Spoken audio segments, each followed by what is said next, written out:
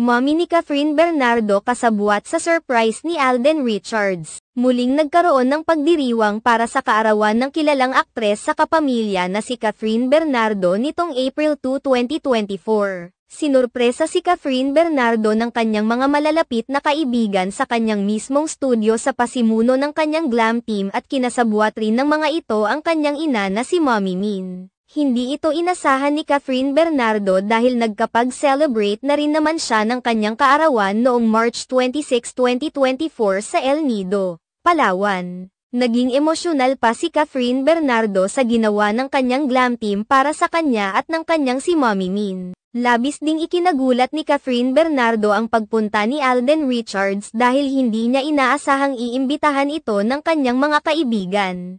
Naghiyawan pa ang mga ito at tila tinutokso si Catherine Bernardo nang dumating si Alden Richards sa dinner na may dalang bouquet of flowers at regalo para kay Catherine. Hinala naman ng mga netizens na talagang boto ang mga kaibigan ni Catherine Bernardo kay Alden Richards na maging boyfriend ni Catherine Bernardo. Marami naman ang naghinalang nanliligaw na ngayon si Alden Richards kay Catherine Bernardo kung pagbabasehan ang mga galawan nito at ang mga kumakalat na larawan kung saan makikitang napaka-close ng dalawa at may larawan pang tila nakayakap ang aktor kay Catherine Bernardo. Samantala, may mga nagsasabi naman na sana ay hindi kaagad papasok sa isang relasyon si Catherine Bernardo lalo na't katatapos pa lamang ng kanyang toxic relationship kasama si Daniel Padilla.